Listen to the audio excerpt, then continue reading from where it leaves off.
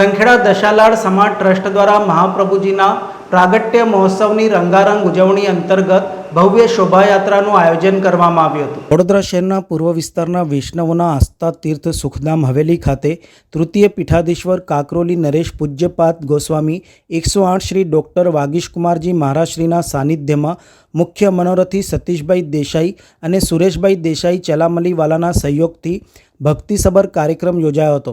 હવેલી ખાતે શુદ્ધાદેત પાઠશાલાના ભૂલકાઓ દ્વારા સાંસ્કૃતિક કાર્યક્રમ કમલ ચોકમાં યોજાયા અને ત્યારબાદ બેન્ડવાજા સહિત પૂજ્ય શ્રી ડૉક્ટર વાગીશકુમારજી મહારાજશ્રીને શણગારેલ વિક્ટોરિયામાં બિરાજમાન કરીને ભવ્યથી ભવ્ય શોભાયાત્રા વાઘોડિયા રોડના રાજમાર્ગો ઉપર નીકળી હતી।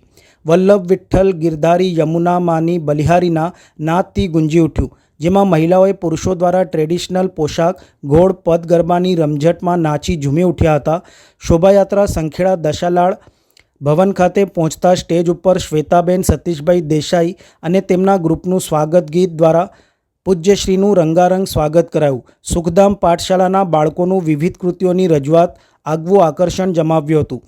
પૂજ્યશ્રીએ વચનામૃત દ્વારા મહાપ્રભુજીના સિદ્ધાંતોને જીવનમાં ઉતારવા માટે સંખેડિયનોને હાકલ કરી હતી।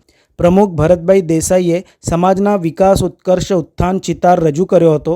આ પ્રસંગે યમુના નિકુંજ હવેલીના મુખ્યદાતા રાજેશભાઈ પરીખ કવાટવાળા, ભાભાશાહ, પ્રકાશભાઈ શેઠ, નીતિનભાઈ ચેચી, સંજયભાઈ દેસાઈ, કોર્પોરેટર પૂનમબેન ગોપાલભાઈ ચેચી, સમગ્ર કારોબારી હોદ્દેદારો સહિત વિશાળ જનસમુદાયમાં જ્ઞાતિજનો ભેગા થયા હતા।